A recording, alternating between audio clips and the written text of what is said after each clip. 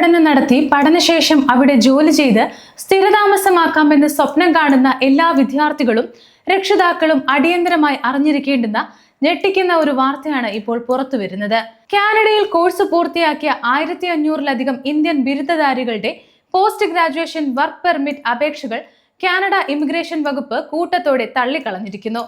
ലക്ഷക്കണക്കിന് രൂപ ട്യൂഷൻ ഫീസായി നൽകി പഠനം പൂർത്തിയാക്കിയ വിദ്യാർത്ഥികളുടെ ഭാവി ഇപ്പോൾ അനിശ്ചിതത്തിലായിരിക്കുകയാണ്.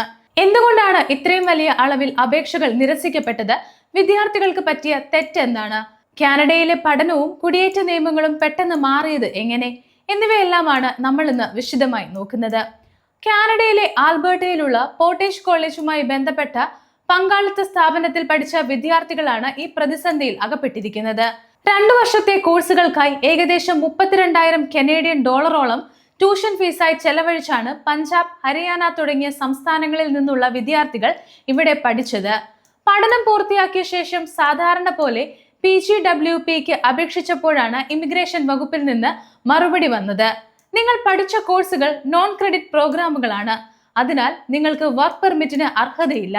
വർഷങ്ങളോളം പഠിച്ച് ലക്ഷങ്ങൾ കടമെടുത്ത് ഫീസ് അടച്ചു കഴിഞ്ഞപ്പോഴാണ് പെട്ടെന്ന് ഇങ്ങനെയൊരു മറുപടി ലഭിച്ചത്. വിദ്യാർത്ഥികളെയും അവരുടെ കുടുംബങ്ങളെയും വൻ ആഘാതത്തിലേക്കാണ് ഈ വാർത്ത കൊണ്ടുവന്ന് എത്തിച്ചത്.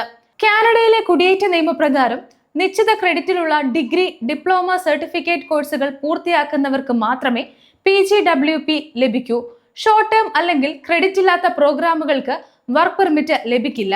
എന്നാൽ വിദ്യാർത്ഥികൾ പറയുന്നത് തങ്ങൾ അഡ്മിഷൻ എടുക്കുമ്പോൾ ഈ കോഴ്സുകൾ വർക്ക് പെർമിറ്റിന് അർഹതയുള്ളതാണെന്നാണ് കോളേജുകൾ വിശ്വസിപ്പിച്ചിരുന്നത് എന്നാണ്. കൂടാതെ ഒരേ ബാച്ചിൽ ഒരേ കോഴ്സ് പഠിച്ച ചില വിദ്യാർത്ഥികൾക്ക് വർക്ക് പെർമിറ്റ് ലഭിക്കുകയും മറ്റു ചിലർക്ക് നിഷേധിക്കപ്പെടുകയും ചെയ്യുന്ന വിചിത്രമായ സാഹചര്യവും ഉണ്ടായിട്ടുണ്ട്. ഇത് ഇമിഗ്രേഷൻ ഉദ്യോഗസ്ഥരുടെ രംഗത്തു നിന്നുള്ള വൈരുദ്ധ്യമാണെന്നാണ് വിദ്യാർത്ഥികൾ പറയുന്നത്. ഈ വിഷയത്തിൽ ഇമിഗ്രേഷൻ അറ്റോർണിമാർ പ്രതികരിച്ചിട്ടുണ്ട്. അവരുടെ അഭിപ്രായത്തിൽ കാനഡയുടെ വിദേശ വിദ്യാഭ്യാസ വ്യവസ്ഥ അതിവേഗം വളർന്നുവെങ്കിലും അതിന് അനുയോജ്യമായ രീതിയിൽ ഇമിഗ്രേഷൻ നിയമങ്ങൾ കൃത്യമായി നടപ്പിലാക്കാൻ സാധിച്ചില്ല.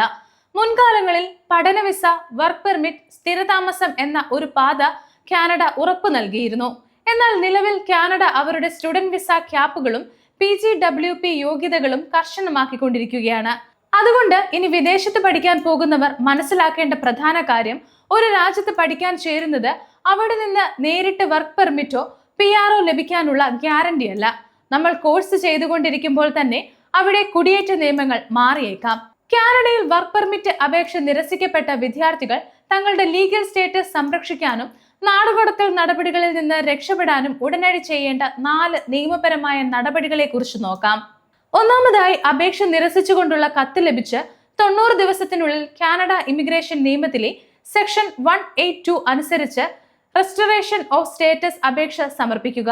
ഇതുവഴി വിദ്യാർത്ഥികളുടെ സ്റ്റേറ്റസ് വിസിറ്റർ വിസ അഥവാ വിസിറ്റർ റെക്കോർഡ് വിഭാഗത്തിലേക്ക് മാറ്റാൻ സാധിക്കും. ഇതുവഴി കാനഡയിൽ നിയമവിരുദ്ധമായി തങ്ങി എന്നത് ഒഴിവാക്കാനും താൽക്കാലികമായി രാജ്യത്ത് തുടരാനും സാധിക്കും. രണ്ടാമതായി, IRCCയുടെ ഉത്തരവിനെതിരെ കാനേഡിയൻ ഫെഡറൽ കോടതിയിൽ ജുഡീഷ്യൽ റിവ്യൂ ഹർജി നൽകുക. ഒരേ കോഴ്സ് പഠിച്ച മറ്റു വിദ്യാർത്ഥികൾക്ക് മുൻപ് വിസ ലഭിച്ചിട്ടുണ്ടെന്നും IRCCയുടെ തീരുമാനം അന്യായമാണെന്നും കാണിച്ച് രജിസ്റ്റേർഡ് കനേഡിയൻ ഇമിഗ്രേഷൻ അറ്റോർണിമാർ വഴി കോടതിയെ സമീപിക്കാം. 3500 മുതൽ 5000 കനേഡിയൻ ഡോളർ വരെ നിയമച്ചെലവ് വരുമെങ്കിലും കോടതി വഴി അനുകൂല വിധി സമ്പാദിക്കാൻ പല കേസുകളിലും സാധിച്ചിട്ടുണ്ട്. മൂന്നാമതായി, പൂർണ്ണമായും IRCC അംഗീകാരമുള്ള ഡെസിഗ്നേറ്റഡ് ലേണിംഗ് ഇൻസ്റ്റിറ്റ്യൂഷനിൽ ക്രെഡിറ്റ് ലഭിക്കുന്ന പുതിയൊരു ബിരുദം അല്ലെങ്കിൽ അക്കാദമിക് ഡിപ്ലോമ കോഴ്സിൽ വീണ്ടും എൻറോൾ ചെയ്ത് സ്റ്റുഡന്റ് സ്റ്റേറ്റസ് പുതുക്കുക എന്നതാണ്. നാലാമതായി, കാനഡയിലേക്ക് പുതിയതായി പഠിക്കാൻ വരാൻ പദ്ധതിയിടുന്ന വിദ്യാർത്ഥികളും രക്ഷിതാക്കളും എഡ്യൂക്കേഷൻ ഏജന്റുമാരുടെ വാഗ്ദാനങ്ങളിൽ മാത്രം വീഴാതെ ശ്രദ്ധിക്കുക. കാനഡ ഇമിഗ്രേഷൻ ഔദ്യോഗിക വെബ്സൈറ്റ് വഴി നിങ്ങൾ തിരഞ്ഞെടുക്കുന്ന കോഴ്സുകളും നിർദ്ദിഷ്ട കോഴ്സ് തന്നെയാണെന്ന് ഉറപ്പാക്കുക. നിലവിലെ സാഹചര്യത്തിൽ പ്രൈവറ്റ് പാർട്ണർഷിപ്പ് കോഴ്സുകൾ പൂർണ്ണമായും ഒഴിവാക്കുന്നതാണ് സുരക്ഷിതം. ഈ സംഭവം വിദേശ പഠനം സ്വപ്നം കാണുന്ന എല്ലാ ഇന്ത്യൻ വിദ്യാർത്ഥികൾക്കും വലിയൊരു പാഠമാണ് നൽകുന്നത്. ഏജന്റുമാരുടെയോ സ്ഥാപനങ്ങളുടെയോ പരസ്യ വാഗ്ദാനങ്ങളിൽ മാത്രം വിശ്വസിക്കാതെ നിങ്ങൾ ചേരുന്ന കോഴ്സ് IRCCയുടെ PGWP യോഗ്യതാ മാനദണ്ഡങ്ങളിൽ വരുന്നുണ്ടോ എന്ന് അഡ്മിഷന് മുൻപ് തന്നെ സ്വയം പരിശോധിച്ച് ഉറപ്പുവരുത്തുക.